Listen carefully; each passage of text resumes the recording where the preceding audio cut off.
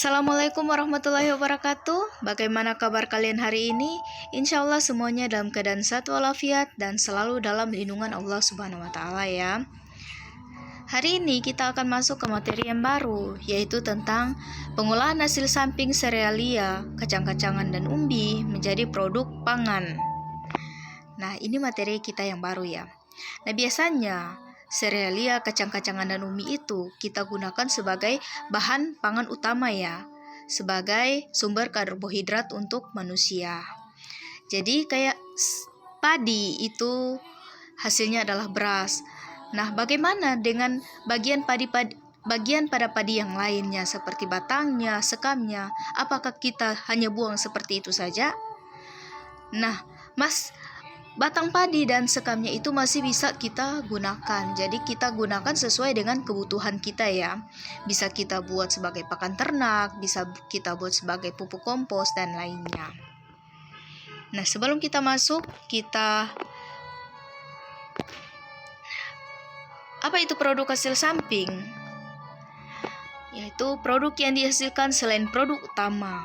Hasil samping serealia, kacang-kacangan, dan umbi masih bisa dimanfaatkan menjadi produk pangan. Jadi, produk yang kita hasilkan selain produk utama adalah produk hasil samping. Nah, di sini akan saya berikan contoh untuk jenis kandungan dan manfaatnya ya. Yang pertama yaitu bekatul. Bekatul itu dia berasal dari serealia. Nah, salah satu hasil samping dari penggilingan padi yaitu adalah bekatul. Dalam proses penggilingan padi menjadi beras giling, diperoleh hasil samping berupa sekam, ada bekatulnya dan ada menirnya. Nah, bekatul ini didapat setelah dilakukan 2 kali proses penyusuhan padi. Jadi itulah bekatul ya, didapatkan dari 2 kali dari proses penyusuhan padi. Selanjutnya ampas kedelai. Nah, kedelai pasti dia berasal dari kacang-kacangan. Kedelai biasanya dibuat susu kedelai. Susu kedelai dibuat dengan menggiling kacang kedelai sehingga menghasilkan cairan putih yang merupakan susu kedelai. Biasanya untuk kedelai itu kita buat sebagai untuk tempe ataupun tahu ya, tetapi ternyata masih kita bisa buat lain sebagai susu kedelai.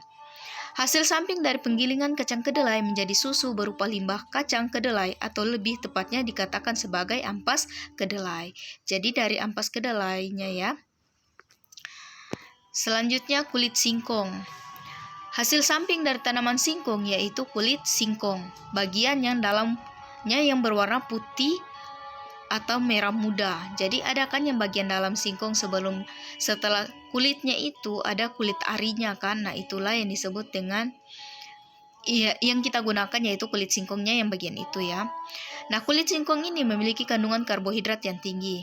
Persentase jumlah kulit singkong bagian dalam sebesar 8-15% dari berat total singkong dan mengandung 74 nutrisi dan serat kasar 15%. Kulit singkong memiliki peluang besar sebagai makanan cemilan yang memiliki nilai jual yang tinggi. Tetapi bukan kulit singkong yang bagian luarnya ya. Ada kulit singkong setelah kita kupas. Untuk kulit singkong yang warna coklat itu ada yang berwarna putih atau merah muda itu. Itulah yang kita gunakan. Selanjutnya daun ubi jalar yang berasal dari umbi. Ubi jalar atau biasa kita sebut dengan ketela rambat. Tanaman ubi jalar, hasil utama yang dimanfaatkan adalah umbinya, sedangkan kulit ubi dan daun ubi sebagai hasil sampingnya. Jadi yang biasa kita ambilkan umbinya, sementara kulit ubi dan daunnya itu kita tidak gunakan. Jadi di sini masih bisa kita gunakan. Nah, itulah yang merupakan hasil sampingnya. Dalam pengolahan bahan pangan daun ubi, biasanya dibuat sebagai sayuran lalapan dengan sambal terasi. Dalam mengolah daun ubi, hendaknya memilih daun ubi jalar yang masih muda dan segar. Memasak daun ubi jalar tidak boleh terlalu lama karena daunnya menjadi lunak dan banyak lendirnya. Nah, dari 4 jenis ini paham ya untuk contoh-contoh dari serealia, kacang-kacangan, dan umbi menjadi hasil samping. Nah, sekarang kita beranjak ke tugas. Ini tugas ke-6 ya. Kalian mencari 5 jenis hasil samping dari serealia, kacang-kacangan, ataupun umbi. Selanjutnya kalian tuliskan jawaban kalian dalam tabel di bawah ini. Jadi nama bahan pangannya apa, hasil sampingnya apa, dan manfaatnya apa. Contoh ya, nama bahan pangan adalah jagung. Hasil sampingnya yang kita ambil di sini adalah batang jagungnya. Jadi seperti yang saya katakan tadi, batang jagung ataupun tongkol jagung itu masih bisa kita gunakan.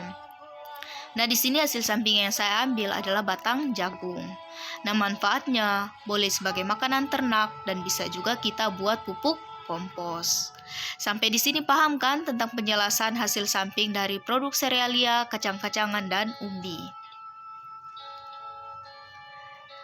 Nah, sampai di sini materi kita pada hari ini, dan jangan lupa jaga kesehatan, selalu memakai masker, menjaga jarak, dan menghindari kerumunan, dan tetap semangat untuk belajar walaupun dalam masa pandemi.